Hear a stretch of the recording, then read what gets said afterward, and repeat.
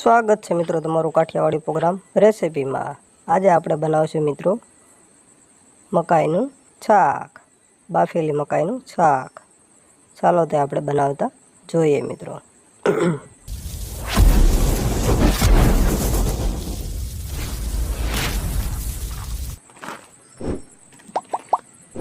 સૌથી પહેલાં આપણે મકાઈની માર્કેટની અંદરથી લાવ્યા છીએ એટલે તેને આપણે હવે સાલ ઉતારી લઈશું।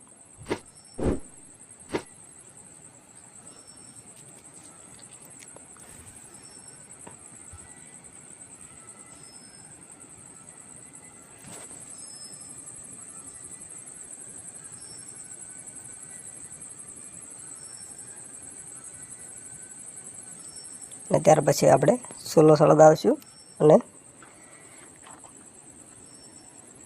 ત્યાર પછી તે પહેલાં એની અંદર આપણે પાણી મૂકીશું।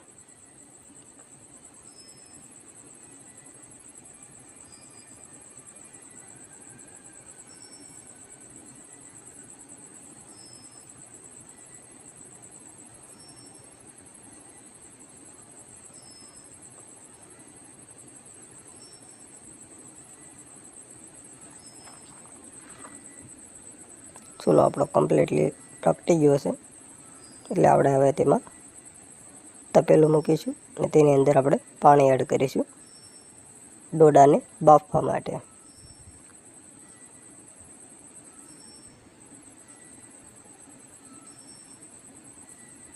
અને ત્યાર પછી આપણે બધી શાકભાજી મોળી લઈશું, ટમેટાં, ડુંગળી અને લીલા મરચાં, આ બધી વસ્તુનું આપણે કટિંગ કરી લઈશું।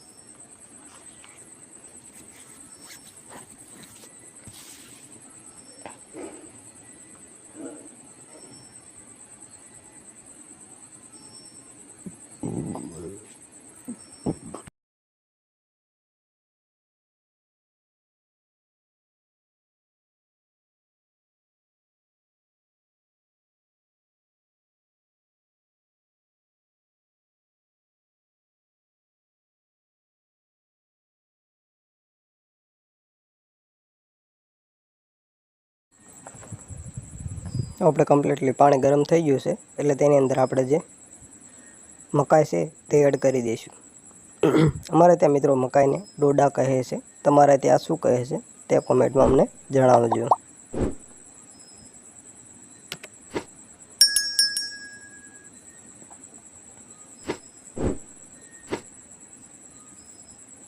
આપણે બધી મકાઈ એડ થઈ ગઈ છે ત્યાર પછી તેમાં આપણે મીઠું એડ કરી દઈશું જેથી આપણી મકાઈ છે તે જલ્દી બફાઈ જાય એના માટે।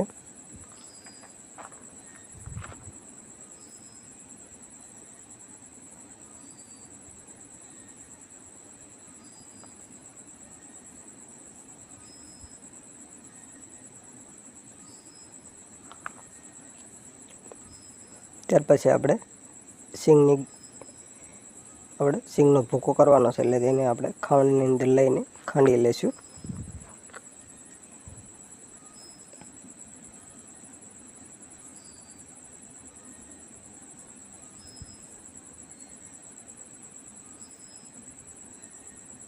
એકદમ ઝીણો ભૂકો બનાવી નાખવાનો છે મિત્રો। ત્યાર પછી આપણે ચેક કરીશું આપણા મકાઈ છે તે બફાઈ ગઈ છે કે કેમ। ત્યાર પછી આપણે લસણ અને આદુની ગ્રેવી બનાવી લઈશું।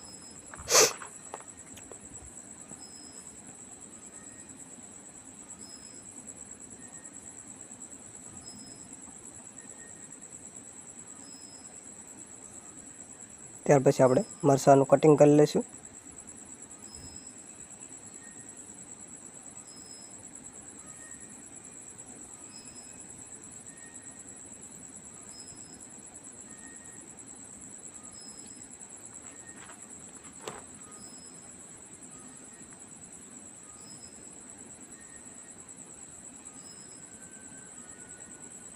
આપણા ડોડા મકાઈ આપણી કમ્પ્લીટલી બફાઈ ગઈ છે એટલે આપણે તેને બહાર કાઢી લઈશું।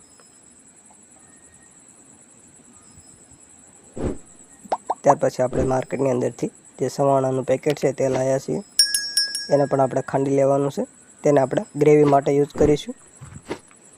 અને જે મકાઈ છે તેના દાણા આપણે ચાકુ વડે આવી રીતે બધા કાઢી નાખશું.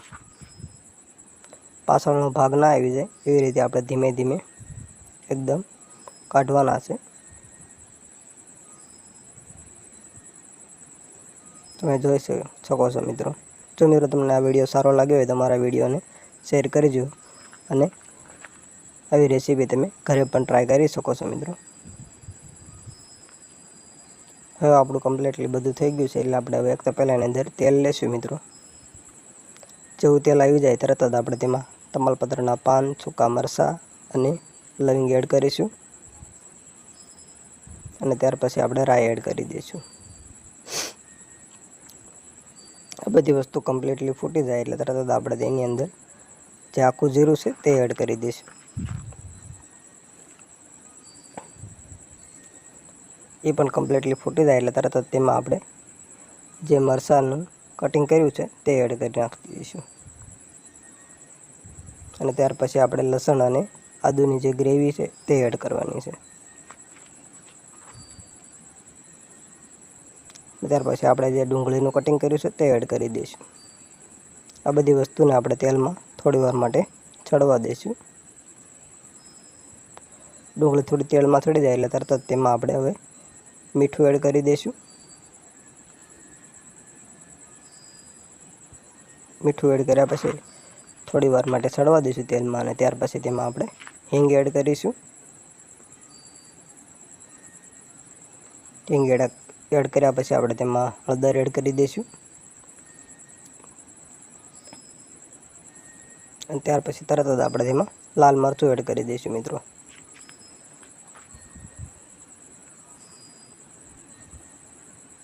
આ બધી વસ્તુને થોડી વાર માટે આપણે તેલમાં ચડવા દઈશું.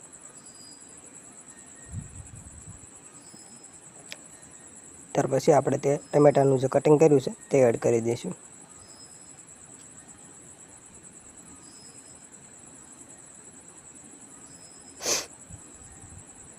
ત્યાર પછી આપણે રસા માટે પાણી એડ કરી દઈશું.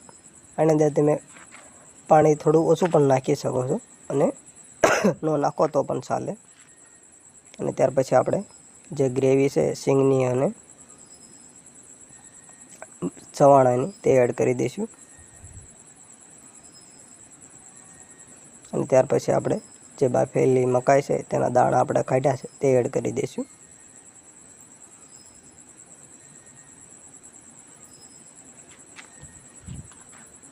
મિત્રો બે રીતે આ શાક બનાવાય છે. આમાં તમે જો પાણી એડ ન કરો તો એકદમ ગ્રેવી વગરનું શાક થાય છે અને એકદમ ઘાટું થાય છે. અને તમે રસાવાળું બનાવવું તો તેને પાણી એડ કરીને થોડું બળવા દેવાનું છે વધારે માત્રામાં, તેથી તેનો સ્વાદ જળવાઈ રહે છે. અને ત્યાર પછી આપણે મિત્રો 10 મિનિટ સુધી આપણે તેને ચડવા દીધું છે. ત્યાર પછી તરત જ આપણે તેમાં જીરું પાવડર એડ કરી દઈશું. અને ત્યાર પછી થોડો ગરમ મસાલો અને ત્યાર પછી કોથમીર એડ કરી દઈશું. આ બધી વસ્તુને થોડી વાર માટે ચડવા દઈશું. અને આપણે શાક કમ્પ્લીટલી સડી ગયું છે એટલે ત્યાં પહેલાં નીચે ઉતારી લઈશું અને બધાને ટેસ્ટ કરવા માટે ડીશમાં આપીશું. જો મિત્રો તમને આ રેસીપી સારી લાગી તો અમારા વિડીયોને લાઈક કરજો, સબસ્ક્રાઈબ કરજો અને શેર કરી દેજો. Thank you so much.